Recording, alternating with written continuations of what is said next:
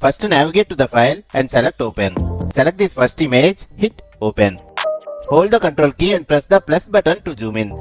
Press Ctrl J to duplicate the same layer. Open select and choose a color range. Pick this white color. Increases the fuzziness to 100. Press OK. Now press the add layer mask option below. Take the rectangle tool.